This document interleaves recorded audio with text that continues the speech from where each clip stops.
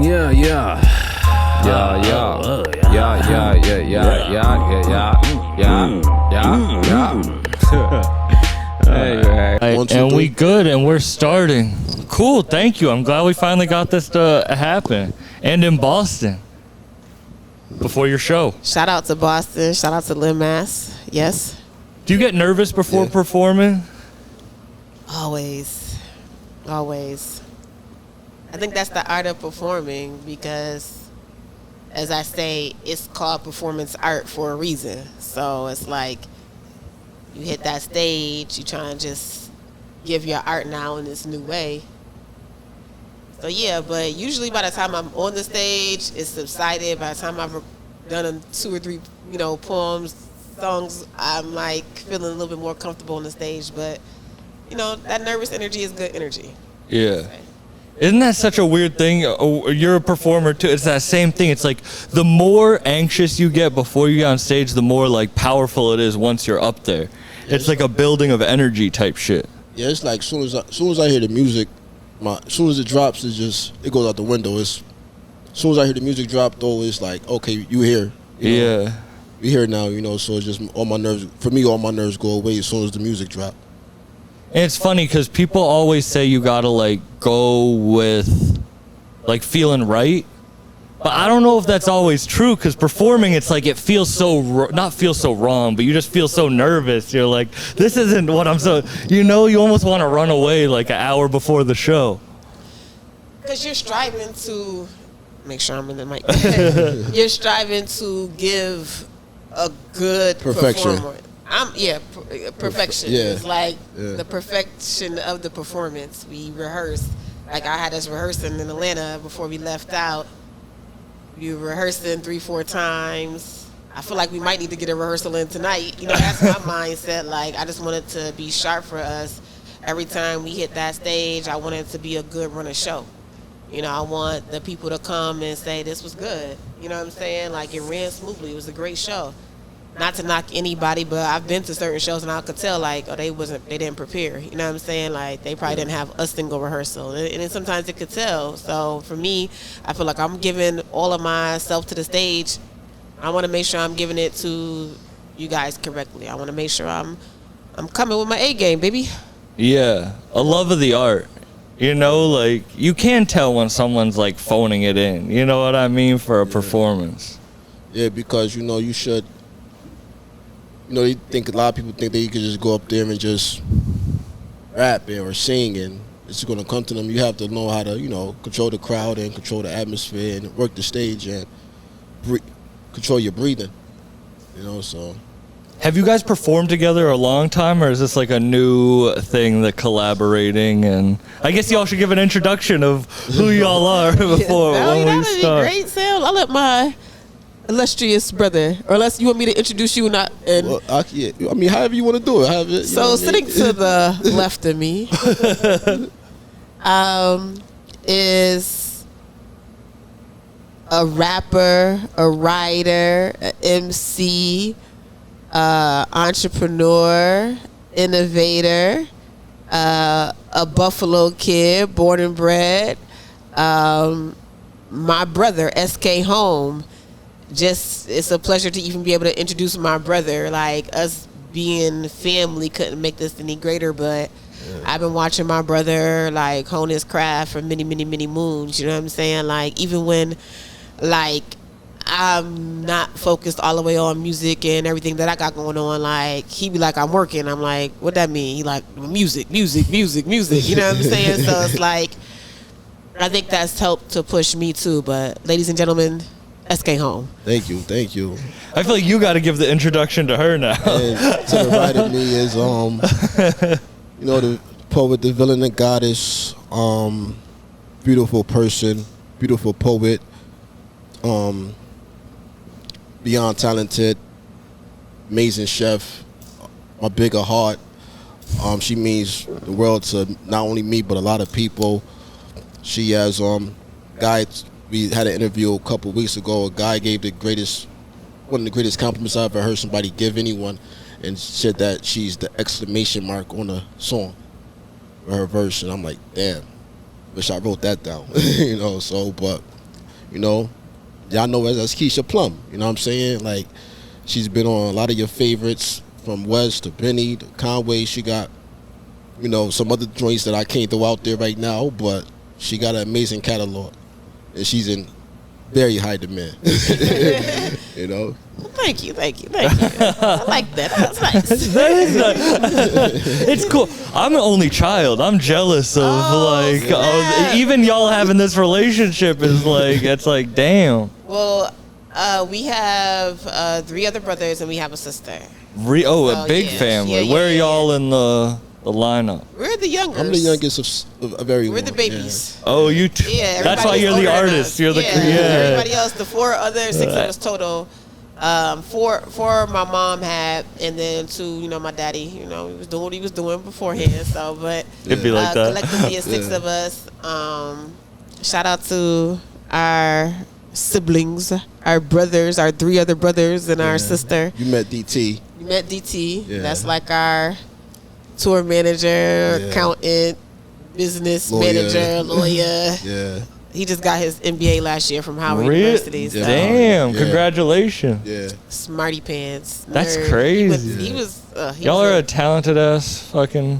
Thank you. But see, I have an only child. He has an only child. So it's like, oh in really? that perspective of like we grew up as siblings, and then now we have only children. Then we have a large family. Are they quiet? No. Well, Shannon. She has her moments. My daughter turns up around her friends. She has her moments. But she's a very chill, laid back. But it's like she's had this cluster of adults around her, and she's always had a really good friendship life. You know what I'm saying? She got some kids that she's known since kindergarten. She's about to be a senior in high school. So really, yeah. Right quick. The only child thing's weird. You have an only child I have a daughter, too. Yeah, she doesn't stop communicating with everyone. You know, she's just like she's just like, it's like, because I'm the youngest, so I never seen her in those stages. So she look just like my sister. So it's like watching her, like it's like I can't explain it. It's like not like watching my little sister, but it's like watching my sister through the eyes of my daughter as a kid. You know what I'm saying? So because she's like my twin, honestly. Yeah. Oh, did they either of them make music? They may one day. They may. I don't know. My daughter, she's super on the creative side as far as very like creative. hair, makeup. Like she's into that aesthetic world. Like she loves stuff like that. But she loves to draw. My daughter, she's to entrepreneurial too. Yeah. Yeah. And does she think you're cool? Does she get the like what you're doing, or is it? A couple of years ago, one of her friends sent a screenshot and was like, you know how these kids. Bro, dude, you know what I'm saying? Like, but it was her little friend. It was a friend who was a girl, and her friend. She's like, bro, is your mom Keisha Plum? Because she sounds just like your mom. She sent a screenshot of Party with Pop Smoke. I'm like, I said I love it, but this was a couple of years ago, and my daughter, she was like cracking up. She's like, yeah, that's my mom. Like, she's so chill with it, and I love that. She thinks that. I don't know. She think I'm a gillionaire. I don't know, but it's like, but she's mad cool with her energy about it. So I love that, and she's probably gonna look back. Or she thinks you're like. She's like, my mom is. She the shit. Yeah, but she doesn't necessarily go bragging or doing too much. Like, she knows me. I'm her mother first, so that's how she's always gonna see me still. Like, fuck all that other shit. You're my mama, so I need your attention. You can be on the road. You can be motherfucking talking to the president. I don't give a fuck. I need your ass when I need you, and I realize I gotta always be there for her when she need me. So my parenthood. It's always gonna come first, and he's saying he got an only child now, but he got years, so he might have another one. She may have another one, but you know, like y'all having a race. Like her name, she named her daughter after me. You know what I mean? So that like stopped my life, like for like shit. You know what I'm saying? Like that just put it like middle name is her first name. Yeah, so it's like. But it was gonna be that way whether I had a girl or a boy. I never knew. She didn't tell me until she found out. Like, I didn't know either. Yeah, she never told me. So when she told me, I was like, oh shit. Started dropping tears. You know what I mean? Like, that shit meant a lot to me. We've always had a close relationship because we were the youngest, and I was in big sister mode. I always had the 2 older brothers, but then I was in big sister mode with him. Yeah. And it's just like how we ran the streets together, how we maneuvered through Buffalo, New York as kids. Like, we was walking. Like, I'm just a few years older than him, but I got to maneuver with him across the city of Buffalo. We walking, like, from one side, like, walking across the city. Yeah. Not, like, sometimes we would get on a bus, but it was still just us kids. It was me, my cousin, my brother, him. Sometimes it was just me and him and my cousin. Me and my cousin, me and her is the same age, so we just be looking after him. But I'm really looking after him in the city, maneuvering through the city of Buffalo. Just like $5 in the pocket. This is before, like, yeah, I might be 10, 11. I might be 9, 10, 11 in these years that I'm maneuvering. So. You just be going out on quests at that age. Yeah. You just go and you're like. We was raised different. Yeah. It was like much different. Yeah. What was it like? It was life. Yeah, it's like she like we like so it's like say she like a little older than me, so it's like my mom's would give her bus fare for the three of us or something, and she'd be like, man, we could troop it and go get some pizza. Yeah, you know we'll get snacks afterward. You know what I'm saying? You know what I mean? Something like that. You know what I mean? That's how she was managing it. Like, well, we could catch the bus, but we could do Let's this. walk. Let's walk. It's a nice day outside. She won't know that we didn't walk. Yeah, exactly. Some shit pop off and hit us. We know how to cross streets. We know how to watch out for the dogs, the wrong neighborhood and the dogs. You know what I'm saying? No, we know that's how important. to maneuver. My dad, I didn't know. Don't say shit to nobody. Keep walking. Like, I didn't know as a kid, but my dad and I would just walk. Just walk. You know what I mean? Because that was what you had to do. You know what I mean? Just walk. And you just learn, like. You maneuver. Because you born and raised in Worcester? Or no, so I moved all around, but that was at Worcester. Worcester. The R is silent, which is weird. Worcester. It's W-O-R though, right? Yeah, but it's spelled like Worcester. Yeah. But it's Worcester. Because people say Worcestershire sauce, right? Yeah, yeah. Some good sauce. I think it's some like good sauce. British people shit. You know, like how British accent, like Worcester. Like, you know what I mean? Okay. Like, I could just be making that up, but it sounds right, right? It sounds right, though, yeah. But I lived in Lowell. I lived in Fitchburg. I moved around like all the little. Massachusetts has a lot of like. Upstate, a lot of smaller cities, like but you got still city, still cities. Yeah, you know what I mean? And that's how it was for us. Like, people always be like, "What was Buffalo like?" Da da da da da da da. And you'd be like, if you live in any city, it's gonna probably feel like the same city vibrance. Urban decay, poverty, is all of that. Like, Buffalo is no different. Like, I don't like that dangerous shit because it's like dangerous everywhere. You know what I mean? It's like it's dangerous a lot of places. The motherfucker can hit a deer and then that's your whole life. But you know what? It's dangerous everywhere. So it's like the kind of like, oh, is that more dangerous than that? It's like. I mean, you can never be too safe anywhere on this planet. You know what I'm saying? But yeah, it's just like. You know, of course, like. I mean, like, it is dangerous, but it's not like it's like, because, like, when you, like, everything happens, it's nothing that happens in one city compared to the next city. These things happens in all the cities in America. Right. You know, like, you know, overseas, some little kids sleeping with their AK. You know what I'm saying? So, but in Buffalo, like, the little 3-year-old just lost his life this week in Buffalo. He was just, rest in peace. That shit's so fucked up. His sister's in the. I think still in critical care. In critical care right now. So it's like that happens. That's like life. So like that is like life for people who, you know, you can't like this is not normal. You can't escape. Yeah, it's not. You know, so it's like it's just there. So it's like, but it's not like, oh well, I'm from Buffalo, New York, and my city is more dangerous than your city because I'm from. You know, it's not that type of. I don't give out that type of energy, but I know like, because like the same things that happen here in Boston happens. All throughout America, vice versa. Buffalo to Atlanta to Detroit to Miami to Pittsburgh, you know? Yeah, because I guess like I'll be traveling and people are like, oh, you went to Chicago, you went to Detroit, you went to Buffalo, you went to Philly. And it's like, but what's the most it's like they're all cities. They're all people there living lives. Like it's not like it's some like hierarchy of like You know what I mean? They want to rank the country's most dangerous cities. But it's like, what the fuck? I don't know. That's just such a weird thing to me. No, it's definitely a weird thing. See, these sirens, so we were just talking about the sirens because we'll be real authentic or whatever, but the sirens in D.C., those they was the capital sirens in the city of Washington, D.C., our nation's capital, when those sirens, like on just a regular car and a fire truck, is stupid loud. Like, next time you're in D.C., It's louder just than like- I didn't even know. It's louder Yeah, it's than loud as normal. hell. It's Really? like because it's Yeah. the capital. Like they want you to move the fuck out the way, and we mean it now. Like they on the.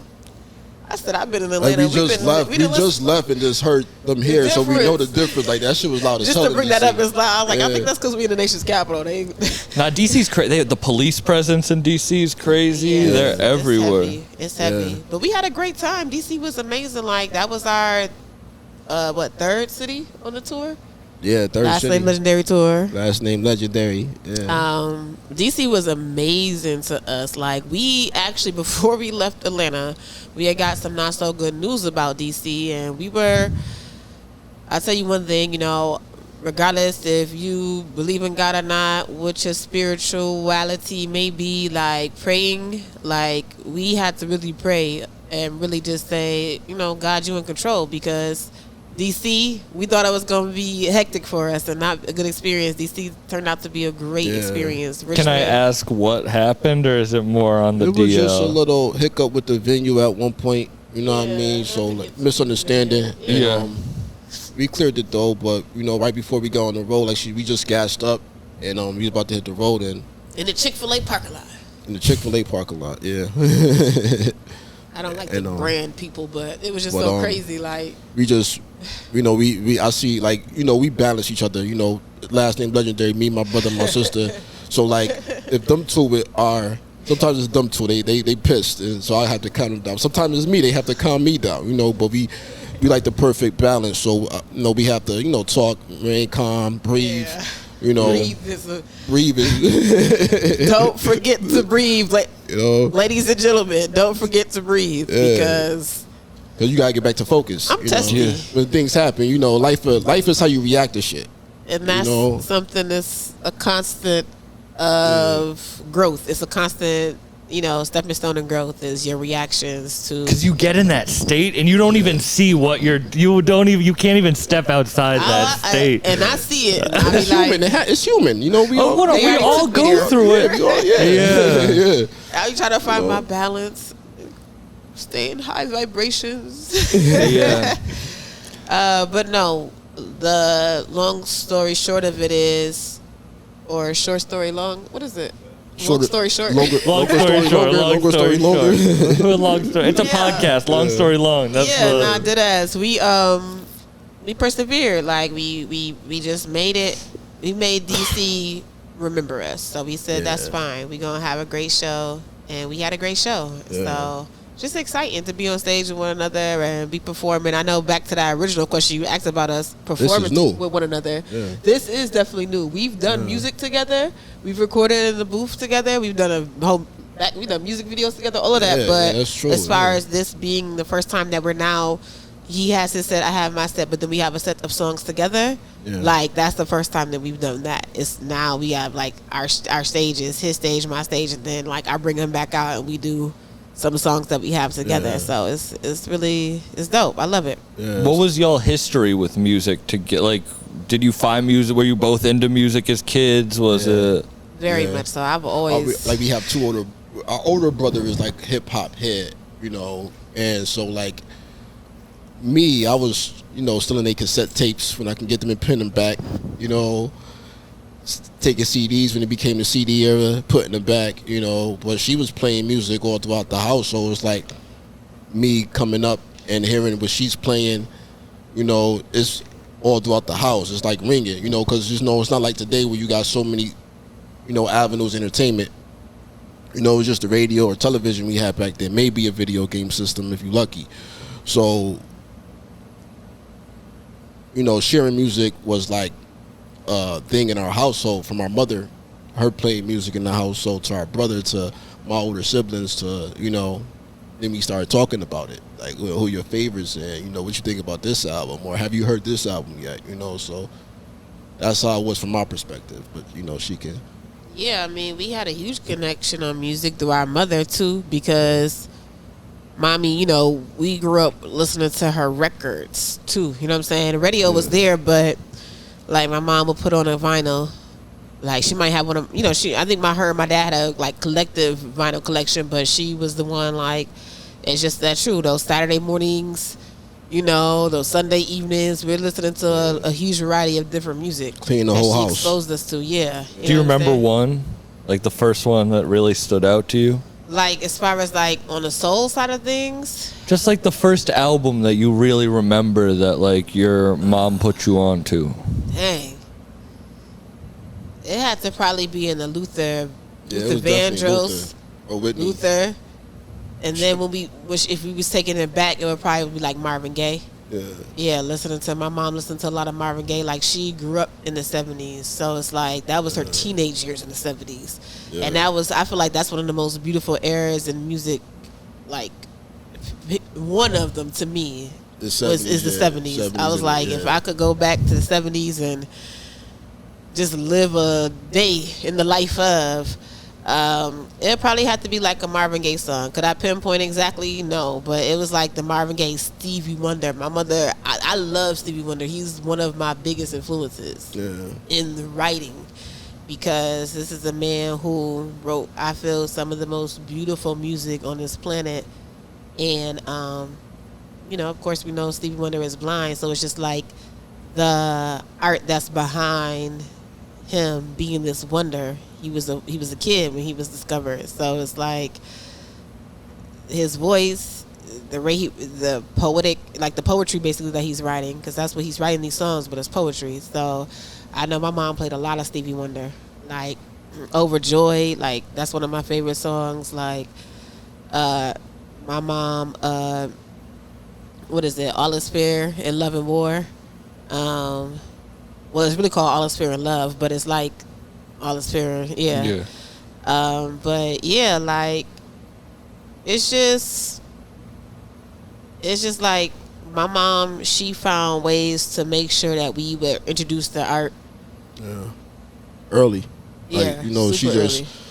it was subtle, but she just played the things that made her feel good, and we just heard these noises vibrate. Not like you go outside my house, like, you know, you see the block, but Yeah. we inside of our home, it just felt like warmth. Yeah. You know, and the music just lit up the music would light up I can see my living room right now. Yeah. You know, and like hear the music she was playing and smells, and you know what I mean, seeing her, how she always matching, coordinating, you know. How she reacting to it, you know what I'm Yeah. saying? Like, That's smiling. crazy. You know? I've never thought about it like that. Truly. no, Yeah. it created a whole different world for us inside the house. Like, Yeah, I remember no matter what was going on, the music, like, Yeah. that's yeah. crazy. You know, because music is colorful for me. Like when I hear music, I see a color. It brings warmth, though. The warmth Yeah, that you're the talking warmth, about. yeah. Whenever I didn't feel it, the music made me feel it as a child. Yeah. that's how the power of it. Yeah. That's crazy, Hear yeah. something now that you did hear as a child, you're like, man, I remember Like- when, because like yeah. Salt and Pepper, those were like, Salt and Pepper was like probably one of my first big influences rap wise. I was Salt, my cousin was Pepper. Shout out to Netta. So it's like, you know, we talking about, let's talk about sex, baby. Let's talk about you and me. Let's talk about all the good. Like, why is we Yeah. can't sing? Let's talk about. Like, we should not be talking about this at all. So it's like we sneaking and rapping that. Like, it was Yeah. just like, wow, like that era, like seeing that firsthand, like of wave of women. Like, even though we were tiny kids, we were still seeing it. Like, Yeah. Like Summer these ain't heroes summer. that we didn't know was gonna be these heroes. Like, Yeah. That's crazy that you say this. I don't mean to be like whatever, but like, all right, the first album I remember, because my dad was the same way, music all the time. He took me to see Wu-Tang Clan when I was 10 years old. Like, shit, that's Yeah. right. 11 years old. The first album, when I was 4, I knew every word to The Predator by Ice Cube. That was just the first shit. album that Four. and bro, I was a child. Like, it was listening to Wicked, listening to all, but like, that's probably why I connected to like the Buffalo shit, like, Okay. in the beginning, because it in your was blood. like 4 it years was old, like Sam. literally. Yeah. My mom was listening to T.I., Lil Wayne, like that stuff, was and my knocking dad T.I. was out. listening to like Okay. you know the Okay. like Mobb Deep, all that shit, you know. Okay, that's what's up. Yeah. And you think you find your own style, but really it's just It's blended. like it's It's built. It's yeah. built into Reflection you. from Your past, yeah, your exactly. parents. Yep, Yeah. absolutely. That's It's why. like, well, like summertime for me, if I haven't heard Summer ain't summer until I hear Drums Please. You know, it's like, I know exactly what I mean. You know what I'm saying? Summertime. And then, like, from like me and my friends, you know, because I came up in a mixtape era where we would go to the corner store and get a mixtape and listen to that. Like, that was like, you don't know what you were about to hear. Dipset, G Unit. Dipset, G Unit. Once D-Block, that became you know, crazy, like. So. I totally see your influence. The sharing of it. You know what I mean? It's definitely. It's like sharing food. Sharing music is like sharing food almost, you know? Because that was the new for us. Like, it was the way we had to get it in this very organic way is so different from now because you just tap a button, you can listen to anything you want. Like, us being able to hear something, we're going to play it back 40 times. Yeah. You got to play that album now about 40 times in a row. Gotta wait for the play to get on the radio. You got to wait for it to play again on the radio because they wasn't playing it like they playing like twice an hour now, the new songs on the radio. You had to wait and have your tape deck ready.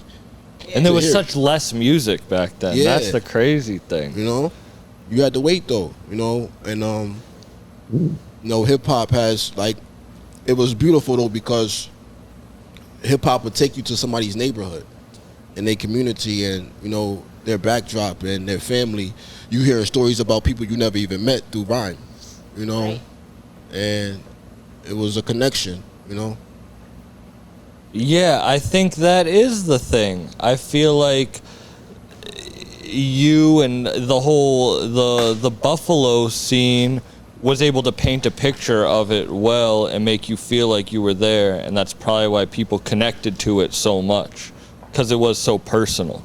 Yeah, absolutely. I mean, wherever I feel like as a writer,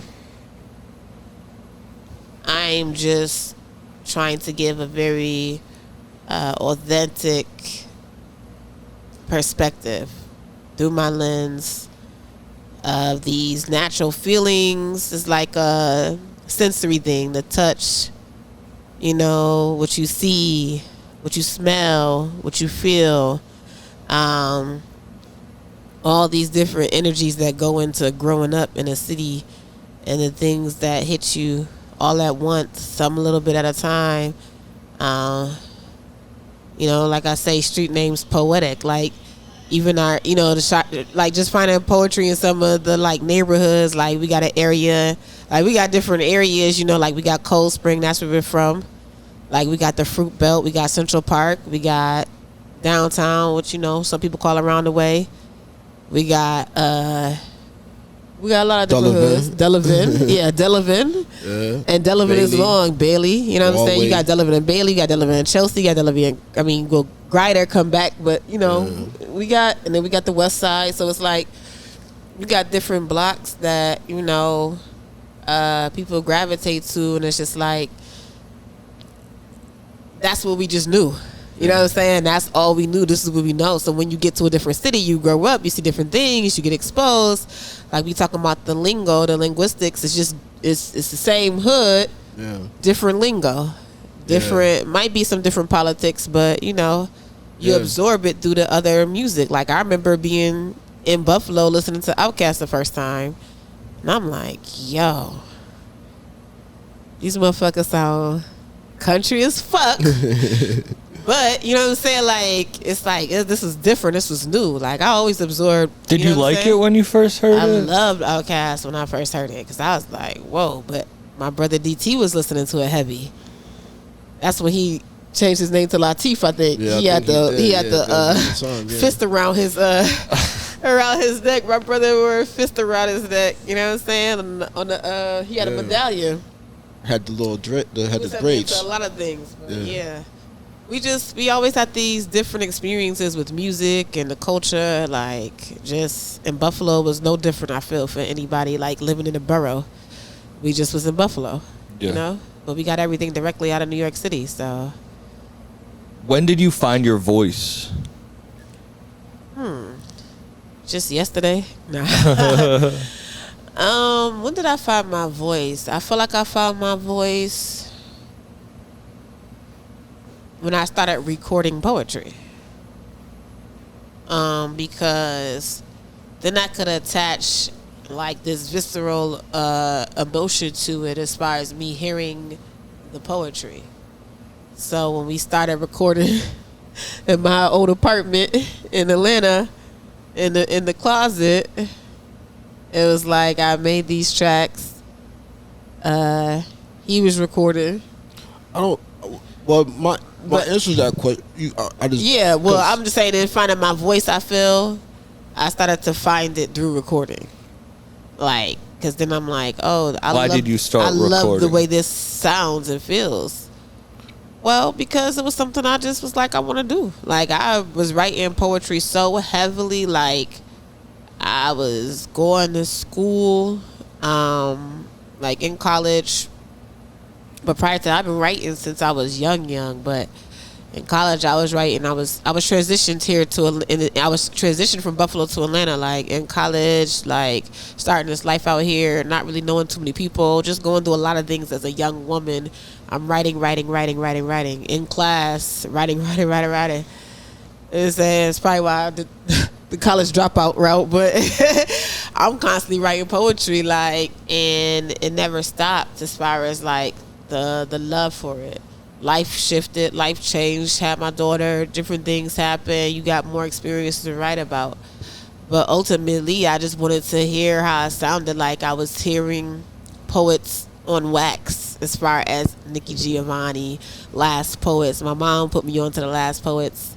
And it's like when you hear poets recording, I just felt like this is something that I always wanted to get into. I'm not a singer, I'm not a rapper, but I was like, I do poetry and I love to hear how poetry sounds when it's recorded. So it was just like, I'm gonna do it, and I want to do it to, some music. I don't think I've to answer your question. I think that with each project I approach in each year that passes, my voice changes. I don't think I have one voice. I think my voice has changed over the years, and I think it's going to continue to change because I'm going to grow up, I'm going to learn more, I'm going to experience more. So my voice at 10 years ago is not going to be the same voice I got 10 years in the future, because life, I got a daughter now, so and she told me the other day, before we came on tour, can you change that song? It's my song playing. Can you change the song, Daddy? I'm like, like this song? She's like, no, I don't like that song. Your kids is honest. I'm like, okay, I'll change the song. I'm like, I want to know, why don't you like the song? Because you use bad words. I said, all right, I'll change the song. But, my voice, I think, is going to continue to grow and change because with each record and each project I do, it's not the same tone. I may, talk about, my past on one song. I may talk about, my feelings in the next song, about, people who I trusted at one point. I may talk about my city in another song, I may talk about your city, So it's just so many different things that I don't think my tone is just one direction. I think I hear a lot of artists, they have one sound on every record, and I think that they limit themselves when they do that, in my opinion. Right, and I could definitely agree because I've had to approach different songs, different production. So it's like, your voice itself is constantly evolving. Like I feel like what you have to talk to, if it's not, then I can't be the judge of anybody else's. But I know just for me, and I can see the growth obviously in my brother and everything that has evolved on his end as well as the artist. Like, I could hear it. Like, I listened to something I recorded, 8, 9, 10 years ago. I'm like, dang. Like, I could hear the difference in my voice. And maybe, like, some songs I know I feel more confident on than others, even though I'm still going to deliver. But I'm like, okay, I can start to, with any art, you critique it, yourself, but you still are saying, wow, okay. This is good to see. This is good to witness. Yeah.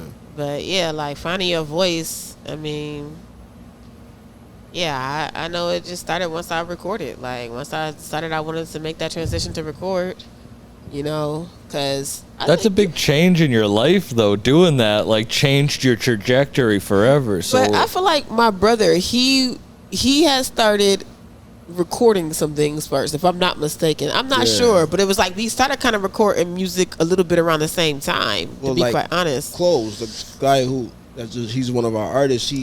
I had came home one year from Atlanta to Buffalo. I had came home and he was like, let's go to the studio. And it was at the time DJ Bend in the Black. He's a DJ in Buffalo, New York, very well known. He wasn't DJ Bend in the Black at the time, but he had a studio. And so, I'm just like, I had other plans when I came home, but he's like, let's try this rap thing. So I went to the studio, and I have horrible handwriting. So I'm reading off this piece of paper that I wrote a rap down on, and I'm actually reading it. But then I look up and be like, that joint nice. I'm like, y'all playing, y'all gassing me, it's trash, you know what I'm saying? But everybody kept playing it back to back to back. I'm like, oh, well, maybe it is nice, But I could hear me reading. Like, if I go listen to that song right now, I could hear me reading, And you could hear the paper turning too, and like, if you listen closely. So, from that to here, it's like... that's raw. Like, I love hearing shit like that. Like, that's raw on the track as it is. Yeah, so from here to there, I can see, like, okay, no one taught me how, like, oh, this is how you count a bar.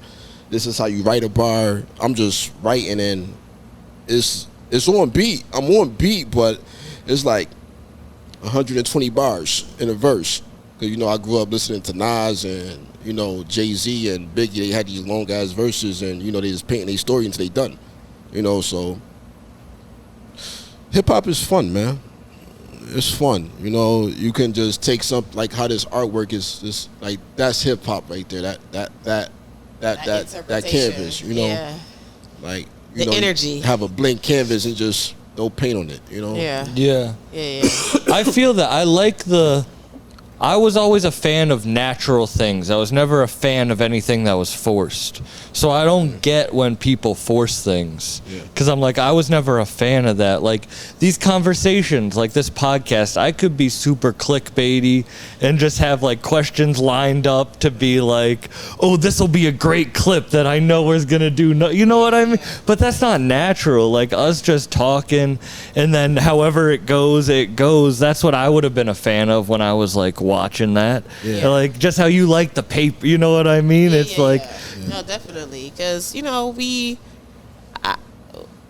Sam, you've been trying to get me on the show for a minute, and I'm like, I hope you don't think I'm just ducking and dodging. It's just like, I really want it to be organic and natural. I was like, I think I told you that we were hitting up this way, but I was like, I definitely respect your craft and your art in doing the podcast. I see how you speak to people. I see how you interact. So I was like, all right, you know what I'm saying? And, when people do art, like when somebody's already speaking highly of you before you get in the room with them, it's like, that's different. So it's like, I'm like, yeah, I'm always trying to be, on my word with people, as far as like us making it happen.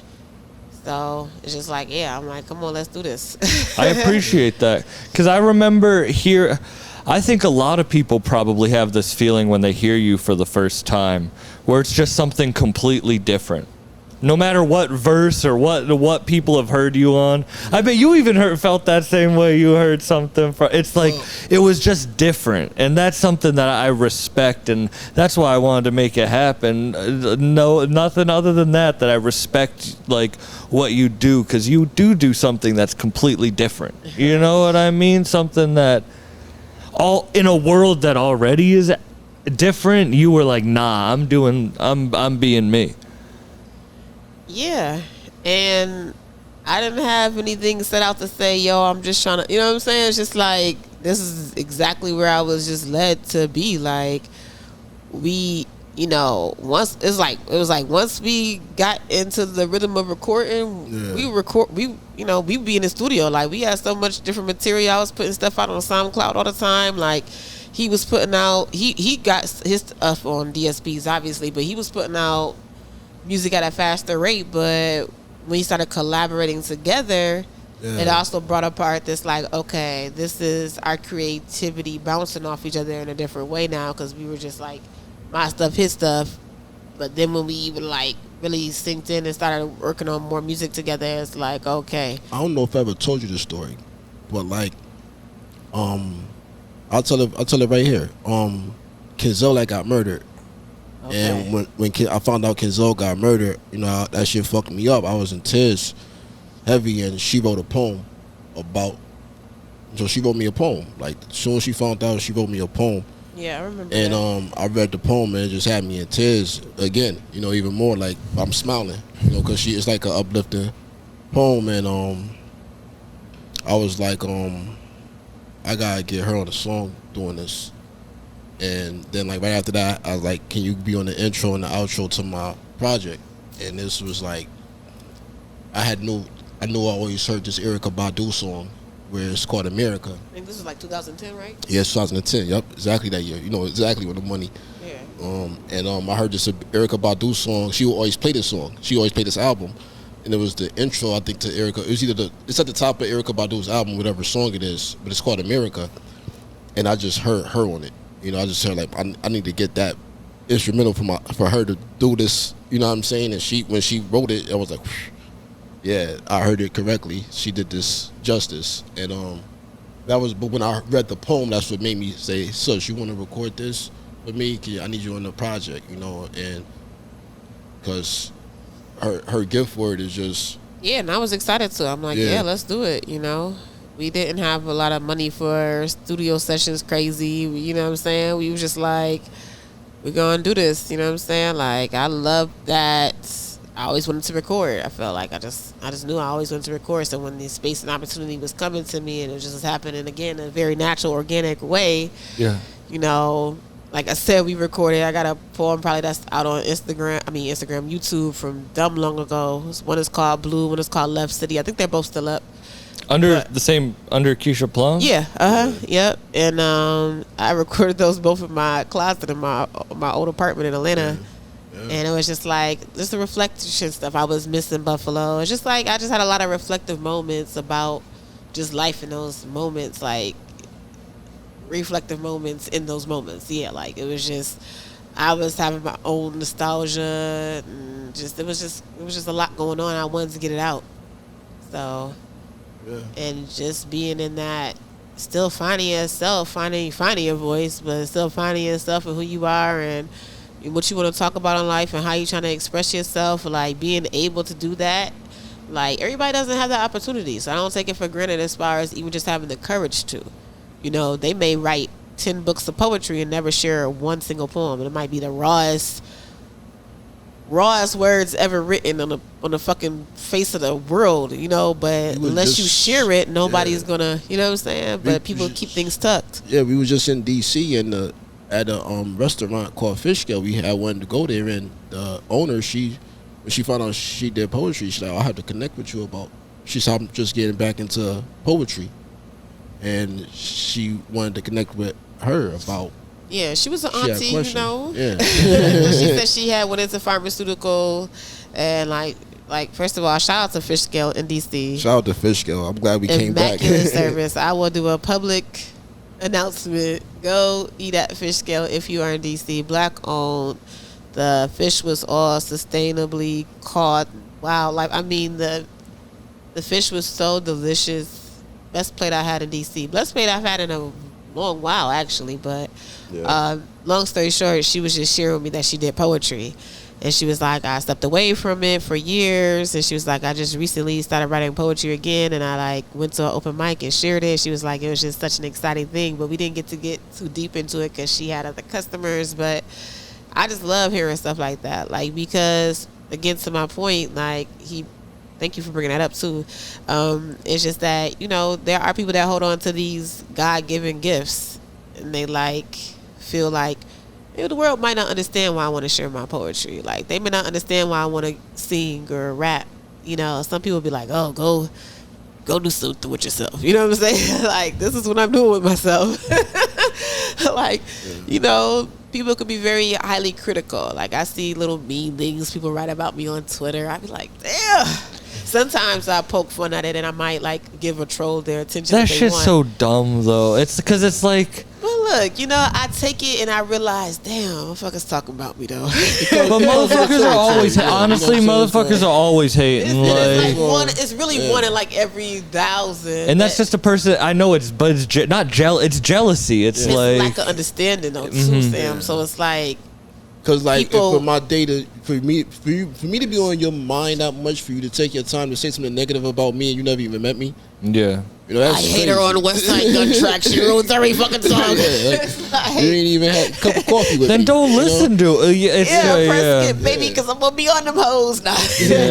How did he hear you for the first time talking about you just recording, putting shit up on SoundCloud? Man, because he had to hear me on My Brothers. Ghetto America's Last Hope. That was the name of his mixtape. Ghetto America's Last Hope. And then he was on the cover in a red, white, and blue. Had a bitch with the American flag. She have an American flag bikini on too? Yeah, she had the American flag. That was raw. That was the mixtape cover. It was just some raw shit he had. I like, it's that hood shit that we love to see though, because everybody mixtape cover, that was like, you want that shit to be kind of raw. He had the chick in the bikini. She asked me, she said, she saw the picture, she said, can I be on your cover? I'm like, fuck yeah, you could be on the cover. So it was like, I was on his shit, and then like, I used to run a shoe store in Atlanta, and one of my like employees, he was rapping, and he had a mixtape that he put together, and he asked me to do a poem on it. So I know Wes had knew I had done something with Oh Boy, and then my brother. So I think that was kind of his introduction to, and I could be wrong, I don't want to speak for West Side Gun, but I believe that was his introduction to knowing, because it was just so happening between those transitioning years, 2011, I'm working in the shoe store in the mall in Atlanta, in comes West Side Gun, but it's I'm not calling him West Side Gun, I'm calling him by his government, of course. He calling me by mine, so we like, oh shit, because we used to always run into each other in Atlanta. But he had went away. Not in Buffalo. No, in Atlanta. Buffalo, we grew up in Buffalo. We went to the same like school in Buffalo. But what I'm saying is, like, as adults, we ran into each other out in the club scene. We would be always running each other being out. But he had went away. He came home, and then in that year between my brother's song, he was down here with Conway trying to help Conway promote his music at this time, pre-Conway getting shot. So. You know what I'm saying? I introduced him to my family, my brother, because he even put up to the, I had like a little house party. That's why I met him. I had the house party. I had a house party in my old apartment. And I had people from Buffalo. The whole apartment was there. Veja was there, though. Yeah. John was there, our cousin. Yeah, it was a little situation I had, and he pulled up. I had invited him, and like, so it was these opportunities. We was just like reconnecting as like friends, you know what I'm saying? Like, okay, you from Buffalo, and like we didn't live that far from each other, so it was like we would just get up, go eat, pull up, stuff like that. So, but after Khan got shot, fast forward that summer, he just hit me on some, could you record this poem that I wrote? Sure. Like at this point, I'm wanting to get in the studio anytime I could, So that was 2012, and he had the poem. He had already had it written out, and so I just kind of played with it, tweaked it a little bit, and that was really the rest is history type of moment. Because what was that one? That was McQueen's Dead. That was the first Hitler Wears Airmans. Period. That was the first one. First song you hear. 5 of them joints, because like I don't listen to music, so like. She's like, yo, bro, I want you to hear this. This before I met Wes. She was like, I want you to hear this. This artist. Let me know what you think of him. And she know I don't listen to music, but if she tells me to listen to something, I'm gonna listen to it because I know her taste in music is good. So when I played it, I'm like, I was confused at first because he didn't have a track list on it. So I was confused. I'm like, I didn't. So because it was so quick, and like. When you had the CDs in your car back then, that should go back to the first track. So like, oh shit, it's only 5. So I'm listening. I'm like, so I'm like, yo, that nigga nice. Yeah, that shit nice. He's like, you fuck with it for real? I'm like, yeah, that nigga nice. So that was the first introduction I had with the music, and then the second introduction I had with the music was when he invited me to do when I did the 2 all in one day. He did the 2 in one day. Yeah. And you wrote that one. Right, because that was when we came back around to 2013, and he said he working on the next Hitler, which that's the infamous one with the Chanel ski mask. Like that's what kind of changed the trajectory of a lot of things. And he was booking the studio session. He basically recorded the whole album, the whole tape. And one of the illustrations I've ever been a part of, like just watching that shit was crazy. Yeah, it was the night. You know what I'm saying? We spent all night in that motherfucker too, and I was like, I'm writing this poem. You know what I'm saying? Because I was like, I write poetry. Like this is what I do. So he was like on some say less type time. You know what I'm saying? Do you? And then like the rest is history, because it was like he approached me because he had already had the poem written. He already had the layout, and the poem was dope. You know what I'm saying? I think it's Louis belt wrapped around my arm, analyzing the rush. Like, yeah, he like, sky was golden, money made up the floor. Like that was his words. Those are West words. You know what I'm saying? Like in a very poetic, like type of situation. Like that whole McQueen's Dead song, DJ K Slay, he did the intro. Shout out to DJ K Slay. Rest in peace. Rest in peace. Yeah. So it was kind of monumental, like to have K Slay stamp something. You know what I'm saying? Very monumental. Yeah, like he stamped a lot of people and always just showed this crazy love. So it's like one of those things, if you know, you know. So that Hitler 2 session. But you asked to write the next one. Yeah, I told him. You were like, I'm right. It wasn't really an ass. I was like, all right. I was like, well, I'm gonna write it. Like, yeah, like I was very like. Did you have it prepared? Did you?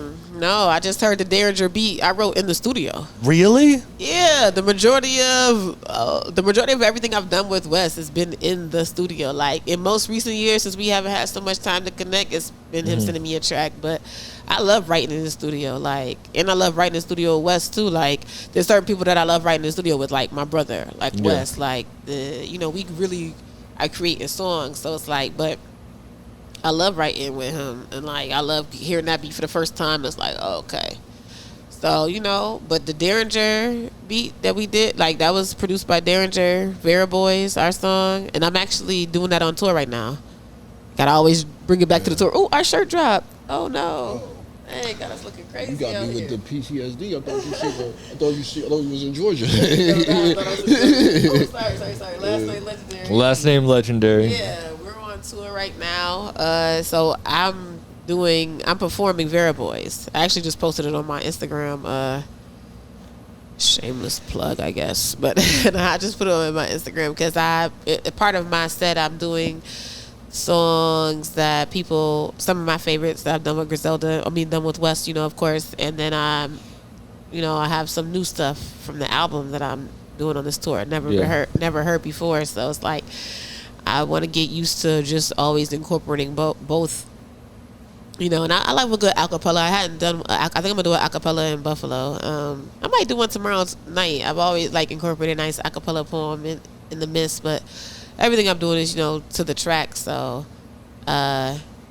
it's like Vera Boys is one of those classics. Like I felt like when I heard that beat, it was just like, oh yeah. Like Adolf, I got no remorse. Like, I don't know. I was always bringing it in, and I know, the name of the tapes is a huge subject for people, and it might be sore for some people. I get it. I understand. But it was just like a villain thing, He's he's one of the, worst of the worst, but it's just like not trying to keep that name alive in any way, but it's just like this is how raw it is. Like, this is the darkness. This is the griminess of it.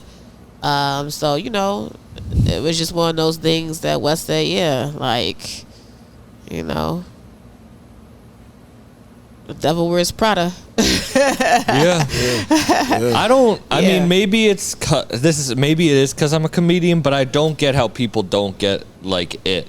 Yeah. You know what I mean? Like, it seems pretty easy to understand that it's one thing and not the other. You know what I mean? Right. I think people just like to get mad about shit. In recent years, and I think his stance on it, as far as having his photo up in New York, what was it, Times Square? Like, it's just like, it's just this level that we've taken it to, that he's taken it to, like the visibility of it all. You know, You didn't think it was gonna be like that. it's not a matter of me thinking. It's just like me actually witnessing this from the beginning. You know what I'm saying? Like, But did you think it was I gonna be thought that like shit that? me and him had a conversation one time, like in 2013, at my mom's house, and I was like, "Nigga, you nice. Like these niggas gotta hear what the fuck you saying and shit."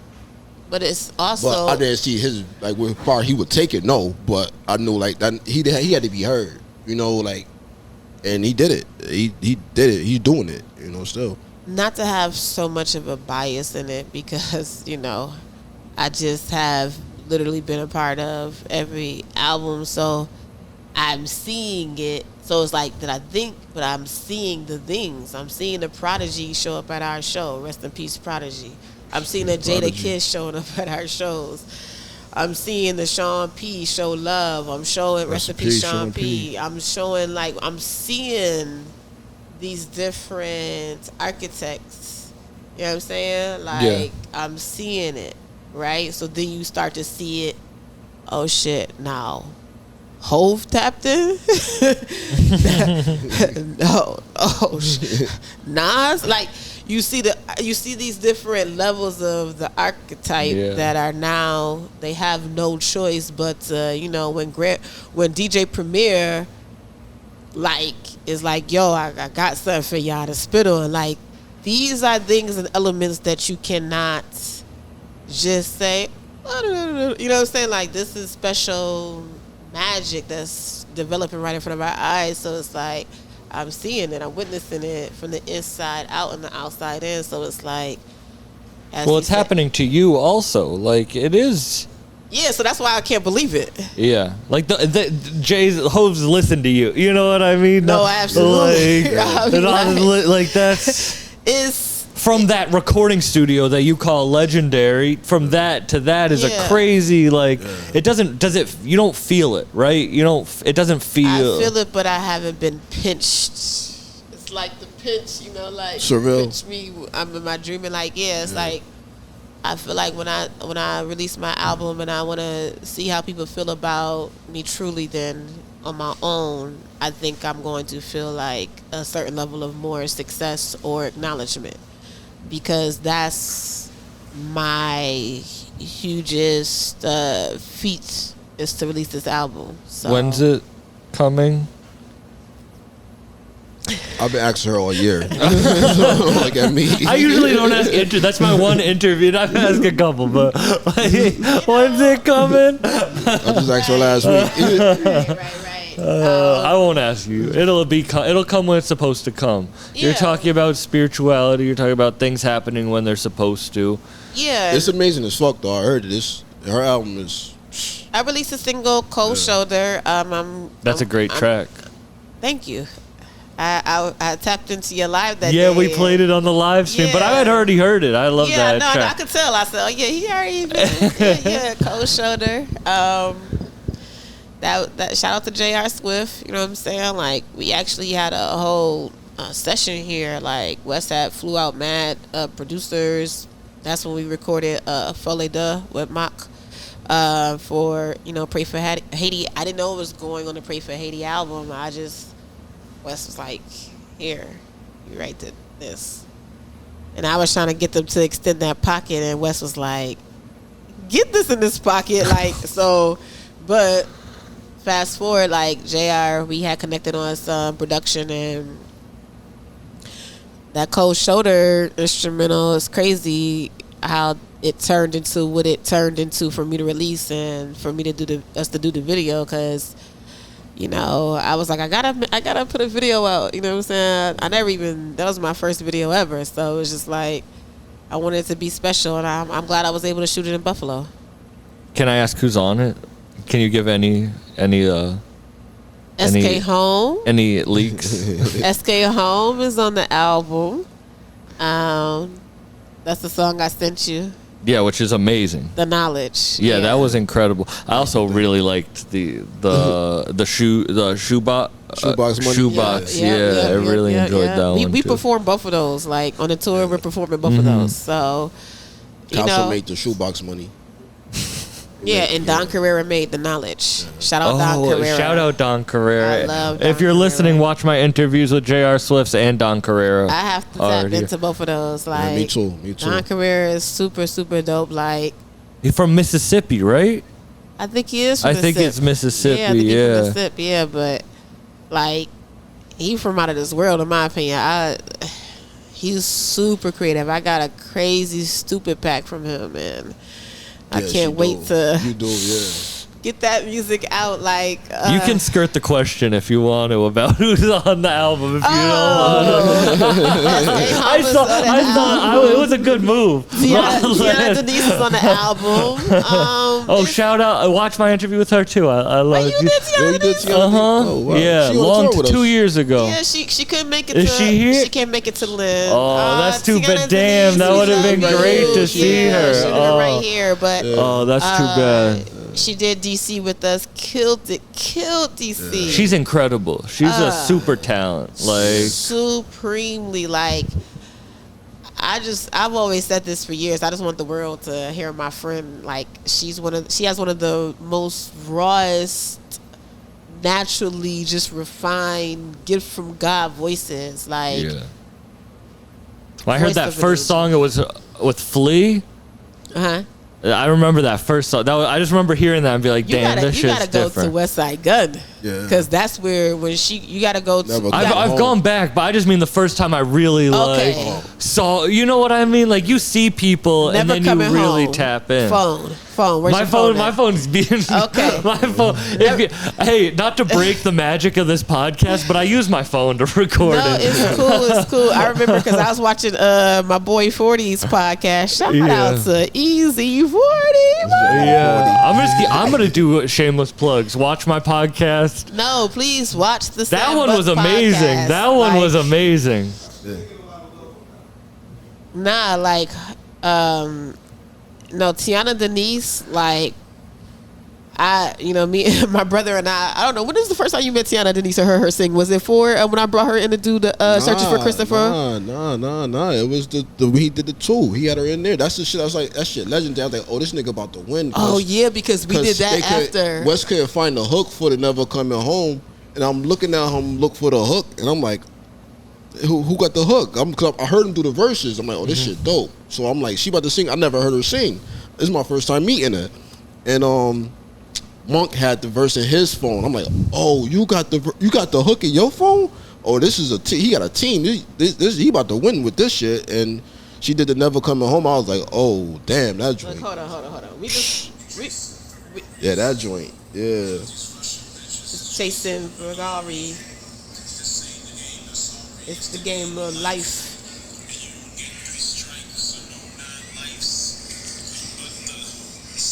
Your face is so vicious.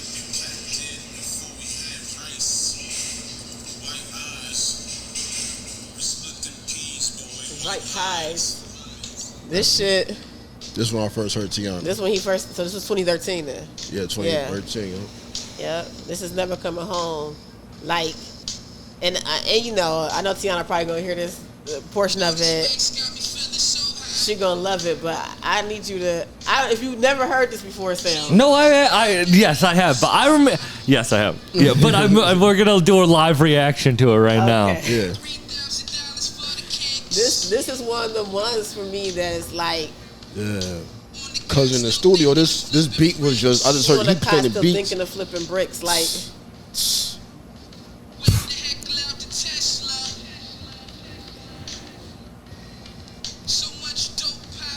Couldn't measure. Wes, please clear the sample on YouTube. I don't want this episode to get pulled. We hope not. No, I'm just kidding. I'm smoking. It's already gotten demonetized. Yeah, this is raw West Side Gun. People ask who's my favorite out of the 3. It's always gonna be West Side Gun because my boy Raw. Yeah, I heard. Then we fucking straight. Yeah, this is when I was in the studio. I'm in the studio hearing them do this, and she sung this.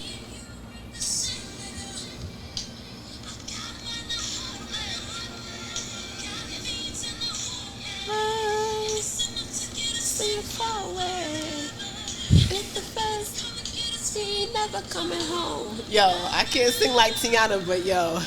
Yeah. You better send me your collab with her. I want to hear that.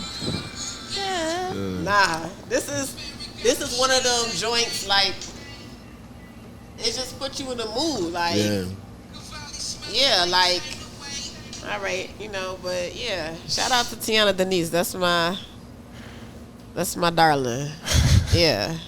Tiana Denise, her voice is, when I first heard her perform, that's what I was like, because she did that in the studio and she was sounding amazing. But if you ever hear her live performance, it's out this world. It's different. It's definitely different. Her voice, it's clear, it's crisp, and it's strong, and she's not straining. It's like effortless. It adds to the whole soul element of hip hop. You know what I'm saying? Because in one of the songs I say this music is hip hop soul. Like there's so many facets of that art that feeds you in different ways. So it's like it's balance. You know what I'm saying? Like when she's coming in on a hip hop track and she's adding that soul element to it, it just takes it to a different dimension. Whether it's a Never Coming Home or Ringside Rockin' Furs, where she's singing just straight a cappella before that song. You know, on what is it? I think it's Kennedy. I'm gonna blow your fucking face off. That's on the What Was She Gonna Do album. It's like wild name for a song. What's like blow your fucking face off. We know Kennedy allegedly got murdered that way, but you know I'm gonna leave the conspiracy there is today. But okay, you don't want to talk about the conspiracy. You know, it's just like with Kennedy, that's a very interesting dynamic there, and then the play of politics in the United States government. But I don't want to. I should tell you a story off camera. Well, what's up over camera? No. I guess we're far along into the podcast. So my grandma lived like near the Kennedys, and they had a kid, I won't say which one, who had a speech impediment. And they didn't want people knowing that their kid had like a speech impediment. So they hired my grandma to pretend to be her mom, Nana. Oh, wow. Pretend to be her mom and take them to like speech therapy until they learned how to speak. And then it was like... Wow. That's wild. Yeah. That's crazy. real, like... That's different. And that's a family last name legendary for real. The Facts. Kennedys, They're from out here. Yeah, I know. On Cape Cod, where I was born, Okay. And that's crazy. Cape Cod, we were just at the National... My mom used to drink a flavored water called Cape Cod, didn't she? Cape Cod? Hold on. I think it was just a saying flavored water they had called Cape Cod. We're gonna podcast. We got to do do you have a project coming? Yeah, I got a few. I got an EP coming. It's called Last Name Legendary. But then I got a album coming called Miami Snob. So those are two projects that's current. They both finished. I'm just, in the process of getting the mixing and mastering done, and the sequencing that, so they both final though. But yeah, she's on it heavy, and so is Tiana. I think I'm on I got 4 songs on yours. No, you got 2 on Miami Snob, but you got 1 on Last Name Legendary. Yeah. No, like I love. We just recorded a song before we left Atlanta, right? Yeah. Oh yeah, for your project. Yeah. That I'm thinking of adding on. I had finalized it, and then I finalized it again, and then I finalized it again. So it's just like these different elements that. Oh, y'all done came up in here with pizza? That's what it looked like. We're past an hour. We can wrap up. But this is awesome. I really appreciate both of y'all doing this. There's no rush on me. I just, I thought you smelled the pizza and you were like, I'm trying to stay away from dairy as it is. Like, I need to be healthier. I've been a pescatarian now over a year. Really? It's been a struggle. Yeah, she cut out everything. What do you miss? Small. Chicken. Fried chicken to be She's trying to tell me how to cook my chicken. I was still frying chicken though for y'all though. You was. I still was holding down frying chicken. That's hilarious. That's like, I don't smoke blunts, but I'll still roll blunts for my friends. Just smelling the aroma. She definitely hooked the chicken up for us. You don't take a little bite. You don't go. No, I can't. It's over. I can't do no skin, nothing of the chicken. Forever? You're done forever? I believe I'm done forever, unless God says differently. that pizza smelling pretty good. No, but for me, it's just the dairy. But no, I was just making an observation. I was like, oh, they got the slices coming through. You know how you see, anytime black folks see some food popping off, we like, oh, okay, yeah. But nah, like, Yeah, no, the pescatarian life, it just chose me in a different way. You know, it's just another form of discipline, you know, that you go through. So Yeah. you know, I wanted to ask if you fuck with psychedelics. like mushrooms. Yeah. I've done shrooms, but I'm not like, oh yeah, it's not like THC for me. It's not like the cannabis, you know, like it's okay, that was cool. I like to be at home. Your though. brain's already out, like My brain was. I feel like your brain. My brain been rugged since 4 or 5 years old, so it's like that energy, you know, like, you know, I've never needed anything like that to be creative. Not even THC, like, you know what I'm saying? Yeah. So it's like, when you know that, you know, it's like just a natural gift that you possess. It's cool. It's cool. So, okay, I was just saying hi, but I got this little static on there. Sorry, guys. We had a special guest on We the did have a special guest. podcast. Just saying hi. Sorry. Okay, last name legendary. Maybe I should just put it. Should we put it right here? Last name legendary. Maybe. Yeah. That was my brother's line. Last name legendary. Yeah. And that's the name of the project coming out. That's Yeah, the EP yeah, I got. Yeah, I had I was saying this one of my raps years ago. Last name legendary, first name legendary. But I was just like, our pops died, so I just started saying it more when our pops died. And then, just so- reflecting on that stage in life. you How know. long ago?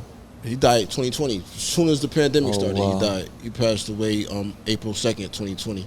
Rest in peace. Yeah, rest in Yeah, peace, rest in Pops. peace, He's still Pops. here with us. Yeah. You know, Daily. daily, yeah. So it's like the EP is Last Name Legendary. That's finished. It's a joint project I got with this producer in Atlanta named Knock. Mr. Knock Beats. He's definitely talented. He has a great ear for music, and he just like, yo, I fuck with your music. Let's just do an EP together. So we've been putting it together for some time now. It would have been out sooner, but it's just I got in a real bad car accident, so that shit set me back. Put me on the shelf for a little bit. But we then the album is called Miami Snob. But yeah, the last legendary tour, we in Boston, man. It's been beautiful. How many other shows? Do you have Buffalo on Saturday? Yeah, Buffalo. on And that's Saturday. it? Yeah, for now. For the first leg, yeah. For now, yeah. We Awesome. definitely are trying to do way more, you know. Turn this into a festival. Yeah, You know. eventually to beat on that scale, like, because whose last name is a legendary, like, Yeah. it's how I see it, you know. Yeah. That was the thought process. Yeah, and then like we was just in a show in Richmond, and we had a married couple, you know. So that was like they added to our show. They from Richmond, and like yeah, y'all last name legendary too, you know. So it's like, you know, it's universal, you know. Yeah. It's not just America, it's Canada, it's France, it's Africa, you know. Yeah. It's worldwide, you know. Yeah. Well, I can't wait to see the show tomorrow. I really appreciate y'all doing this. I appreciate you having us, for real. Appreciate you having us. It's Do you been guys want dope. to plug anything before we wrap up? Lastnamelegendary.com. Yeah, just really, we excited to be in Boston, inland by way of Boston, because I Yeah. was like, I didn't know the proximity Shout out to situation, Boston. but I was like, somebody was like, Lynn is so far out, but I'm like, nah, like when you live in Atlanta, and you ever been to Atlanta? Yeah, for the first time I went a couple months ago. Okay, yeah. So you dealt with our traffic out Yeah, there. Yeah, Boston's pretty bad. Getting back to Lynn's gonna be a different story than getting here. Thank you for letting us know that. Okay, so maybe that's why they made it seem like it was so far out. I don't know. I was like, well, we'll see when we get here. It's still been cool. I was like, you know, it's been a dope experience. Like we wanted to like get in the city too, you know. Yeah. But it's really just us on tour. What, I'm sorry, my bad. I just had a question for you. Yeah, of course. What food spots you recommend? I ain't gonna lie, I don't know. If I'm getting food in Boston, I'm going to Chinatown. I love Asian food, and they got the best, like, Chinatown in Boston has some of the best food you'll have. Like, I like Dumpling Cafe. Dumpling Cafe's fire. Okay. Yeah. Some Chinese. Yeah, Chinatown has some great Y'all food. fucking with Chinese tonight? Dumpling Cafe, they Yeah, say. Dumpling Y'all fucking with Cafe, Chinese and it's tonight? open hella Asian? late. So Alright. even if you want late night Alright, food, that's what we fucking like with. DT, yeah. you fucking with Asian food tonight?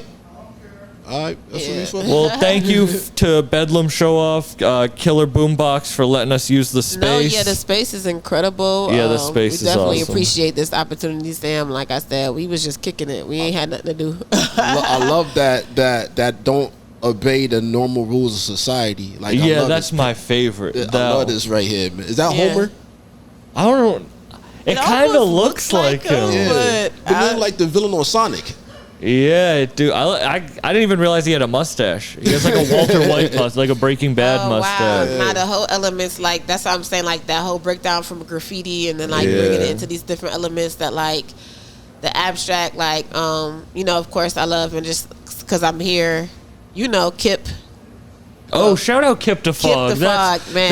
That's like, well, that's like my brother. That's one of my favorite people in this world. Yeah. He wanted to come today. He wanted to come today to like sit in on the podcast, yeah, but he I wish he couldn't. could've, I think he's gonna be there tomorrow, though. I hope that he is there, and then we got some special guests coming out tomorrow. As you guys saw on the flyer. Oh, yeah. Nita Slay. Okay. Bori Rock. Shout out Bori Rock. So It's one more, isn't it? it's WST Taylor. Is West Taylor? Is West Dot Taylor? Are you familiar? I'm not familiar. I hate when I should know these names. Yeah, I didn't know. But I think it's Nayosi Low is another. And Mr. cat. PSA is hosting. Mr. PSA is hosting. That's my homie. I love Mr. PSA. So, He's a really good dude. He was just hosting for Bone Thugs and Harmony. Hey. I was with him for that. Yeah, that was sick. That's hip hop.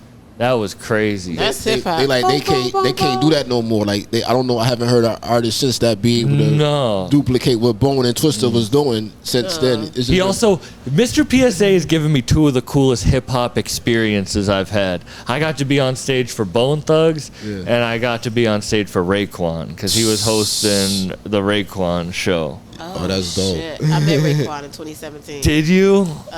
He was doing a show in Buffalo. And me and Westside got on the road from Atlanta. Me, him, and his son did a road trip.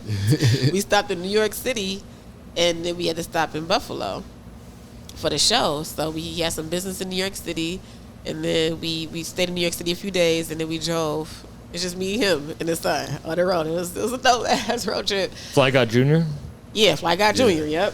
Yeah. And he over there modeling in Paris right now. Shout out Fly Guy Jr. But Shout out.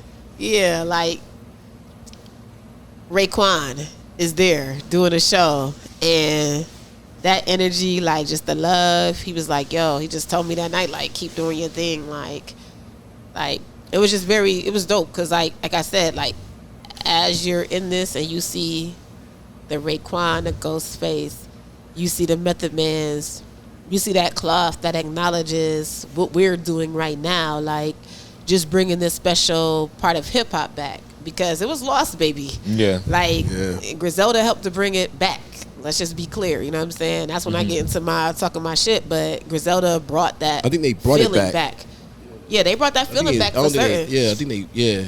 In my opinion, you know, Yeah, I'm not trying to be for a biased. long They time. brought it Yeah, back. because to my brother's point, for some things like some rappers out of the state of New York were starting to sound like they were not born in New York. They were trying to adapt to what was going on as far as the dominance and culture being from the South. Yeah. They were trying to adapt to this type of rhythmic, and it was okay, but It wasn't real. it wasn't what we were brought up on, and it wasn't what we wanted to be defined as. So I'm always coming with Like just the essence of the streets. Yeah, like with Biggie, like when Biggie did Life After Death, he rapped like Biggie, but when he did Bone and Biggie, he adapted their style to pay homage to them.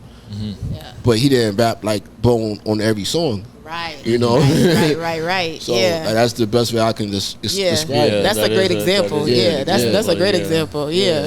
You can Yeah. pay homage, but you Yeah. can't copy or Yeah. you have to. Yeah. You just have to be original. Like they brought the sound back, yes, but it also was so original that it wasn't Yeah. like. Because none of them sound the same. Because you hear they people don't. who try to like copy the sound, like the older sound, and it sounds like you're just copying the older sound. It doesn't sound like you're bringing an original. And the production is not fresh and raw. Oh like, my- yeah. When we were doing the production, like, I mean, shout out to Derringer. He's definitely an architect of that sound. Oh, yeah. You know what I'm saying? Like, he was bringing a different essence. And Monk, Camouflage Monk. You met? I know. Yeah, I know. Yeah, shout out Monk. Yeah, I both of love them Monk. I'm supposed to sit down with them, but Yeah, like they were architects in that early sound for us. Like, and Derringer, his mind was just, he's a super genius. You know what I'm saying? Derringer has got to go down as one of the greats. When we're talking about it now, you got to give them his flowers in such a respectful way. Like, chillest, most humblest Derringer, he just so like you're Derringer. Yeah. Don't you forget it. You are Derringer. Like, you help create and usher in this wave. Just that sonic, that ear that he has is really unmatched right now, in my opinion. Like, even, and this is no shade to any of the architects from the golden era, but even some of them are still struggling to get their peak sound, you know, that put them on the map. It's like there will never be these sounds that you created, but Derringer has ushered in that peak of interest, because forget what they say, is like how that sound on that wax though. That production is He is one of the most humble dudes. Yeah. Like, for real, like. I remember when I met Calm back in 2016 or something, and he was saying that he was like Derringer he was giving him so much credit, saying that Derringer was letting him stay on his couch, and like when he got home, and like how just Derringer started it all. And I remember that like back then being like, damn. Yeah. Because for all the artists, like, I mean, we have heavily been influenced by like that sound of the golden era, you know what I'm saying? So it's like that's what we grew up on. Like, we was listening to not Illmatic. I mean, Illmatic got played front to back, like crazy. That's one of the staples of. Still hear something new. Any song you gonna hear something There's not new. much shit that ages as well. Like, it's hard for a project to age 10, 20 years, but that, you know, 30 years now. 30, Yeah. But it's still got one of the illest intros of all time. Got one of the illest intros of all time. Yeah. But man, thank you both so much. Thank you, because we said thank you about 30 times. So now, thank I know you, but I really do appreciate it. I wanted to do this, and I feel like this was perfect. So thank you very much. Thank you. And thank y'all for all sitting in on this. I appreciate this is our lovely all. crew. Can we get our shout outs? We got DJ Aquaria. Do you want to come in and give a DJ Aquaria? DJ Aquaria, she's been on the ones and twos with us. Herself and DJ Kerosene. You met Kerosene before? You know, he's from Boston, but they help curate, and I've worked with Kerosene in the past, help curate the show. I'll just do this really quickly, but you know, Aquaria just studied up under him. Her and Kerosene go way back. She's been DJing for dumb long, so like her, you know, her being referred to us by someone else, and she was down to join us. Like, we had to, and I keep bringing the tour back up because this is very, very important to us. We literally built this from the ground up. Like, it's one thing to say we're gonna go on a tour, but then to make it happen, and to make it happen in 4 months, like as siblings, like we're poolside. When we don't always see eye to eye, you know, like. There's moments he might want to bang my head up against the wall in his mind. No, I'm not saying that. My brother has never done anything like that to me, folks. Ever. Biggest protectors. My brothers are the biggest protectors, but and me of them as well. But putting this tour together was no easy feat. So we don't take it lightly. Anybody that comes to support us and show up and show face and just kick it with us and listen to what we got going on, we put together a hell of a show. You know what I'm saying? Like I said, I had them rehearsing. They probably was like, all right. We done rehearsing. But Close, he's one of our artists back there in the red. Last name Legendary Tour. He's performing, hitting the mic. We got Easy 40. He's super nice. It's like a little brother to me. Close, come here real quick. Come here. Get in the frame real quick. 40, are you spitting some music on right this? Now, she walked to you. I still want you to release some music. We just 40 nice. Look. I know 40 is nice. 40 is nice. My brother now that you open the door for that, my brother got to tell everybody what he asked me yesterday about his music. I was like, we was at a rest stop. I was like, yo, 40 got music? Because I thought I overheard it, but we doing so much. And she was like, yeah, he got some music. I said, okay. I was like, I'm going to hit him up and see what's up. So and what I said what? I said, tell him to have you send something, right? Oh, yeah. She told me to have him send something, so. And then what else did you say, though? I said, yo, he wanted to pop out on the show. She was like, shit, I don't know, we'll see. Yeah. You know what I mean? I don't want to ask someone that's not, you know what I'm saying? I want you to be comfortable, be ready, and want to do that. You know what I'm saying? Yeah. So, but he had even like, yo, can I get a little bar up? I don't know. It's no pressure. You should do something tomorrow for me. For me. Because he sent me 3, and I was like, I was in the whip with Aquaria and Brandon right here, because we caravanning, you know, traveling. We just came up from DC, we driving and shit. So I throw 40. I'm like, oh, that shit nice, and everything. I'm like, oh, that shit nice. I'm like, oh, that shit nice. I'm like, yeah, that shit for. And my brother ain't easy to impress. I'm not. And it's not saying nothing against anybody, but like when we know something is good, it's good. I've been told 40 his music good. I've been said you need to get a song released. I've been said get something on YouTube. I've been saying this, Sam, and you ain't done it. All right, it's just like you got 2 people it's now. People pressure me. Your case. Like they pressure me with the album. I don't want to pressure him on it because I say, look, because he already done put out a song. He had shit popping off in a strip club up in Tennessee. You know what I'm saying? He don't want to, and a lot of shit. Like he done did shit already. You know what I'm saying? But it's like for whatever reasons, life got him navigating, and it's okay. But the music, I'm like, don't let that music die though. You know what I'm saying? Like, get that shit out there. It's just that leap you gotta take to share. You know what I'm saying? Be ready to do it though. You gotta be ready. Yeah. That's why we got Close out here because he been. Yeah. Yeah, give an introduction. Just do a shout out real quick. We don't want to hold Sam up too much longer. You know, I'm Close, you know. Yeah, it's me. Yeah. You know, I'm just, you know, MCing on the mic. I'm a vibe for, you know, real talk. So I just hope everybody rock with it when they hear it. That's it. And you'll be doing some shit tomorrow? Yeah. Oh, I can't wait to see you. I might be the first one on there. Yeah. Oh, dope. All right. Yeah, to bring that energy that we need, you know what I'm saying? Yeah, I'll be there early to catch the whole thing. Yeah. We hoping that, you know, we want to bring as far as Lynn goes, Boston is one thing, but like, it's like when you know that there is an artist from Lynn, like, so just even in people saying, where you from? We like Buffalo, they like New York, like they try to always bring it back to New York, but we have proudly boasted Buffalo, Buffalo. Just like someone saying, I'm not from Boston, I'm from Lynn. Yeah, Knack. You know what I'm saying? Knack is like, I'm Lynn. I'm not a shout Boston out rap. ST Knack, yeah, because like Knack, he definitely he shows love. He's from Lynn. Yeah. So we like you know that specification and say, no, we not from one of the boroughs. We from the state of New York. We from Buffalo, to be exact. Ain't no upstate. We from Buffalo. Right. Yeah, like. And it's just putting our stamp. So, what's the name of this artist? We've been talking about it the whole time. Misfit Drops. So I didn't mean to ruin your. I just pointed at you during the picture. That's cool. This is the owner of the space. Yes. Oh, okay. Dope. Yeah, we were talking about how great. Shout out Killer Boom. Yeah, he's from here. Yeah, we found him at Boston Cannabis Week like 2 years ago. It's Misfit, not Miss. No, it's Misfit. Okay. Oh, Misfit. Okay. Dope. Nah, this is raw. But shout out Killer Boombox. What else? I don't want to fuck up any of the plugs. All right, Killer Boombox. Thank you. Killer Boombox. Yes. Thank you, Boston. We're glad to be here. Shout out Celtics. You know, I used to be a big Celtics girl back in the day. Oh, you can't admit that. Why not? Aren't they gonna get mad at you in Buffalo? What basketball team we got? All right, I grew up watching ball with my brothers. All my brothers was heavy. I watched Jordan when he was Jordan. Yeah. Y'all don't have a basketball team. You're right. The town where we lost 4 in a row. So I'm heavy in sports. Like I grew up. I guess the Patriots thing. Hell nah, we don't fuck with the Patriots. But it's the same thing. It's the same thing. It's the same. We want to end this on a good note. Baby. Nah. That's people being like, I like the West song, but I don't like you on it. You gotta like that whole thing. You gotta like the whole thing. Nah, Boston Celtics and then yeah. You gotta pick a side and stand on it with that though. Those are 2 different leagues, baby.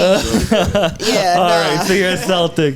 All right. We've said that this is the end of the podcast like 8 times, so I guess this will be the real end. Thank you for letting us use this. That was a bad note to end it on.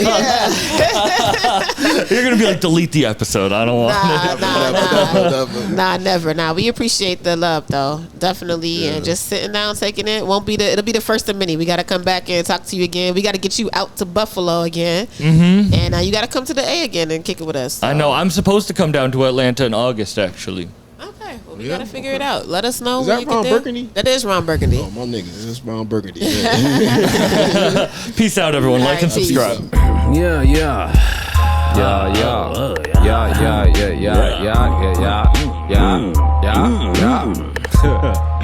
Hey,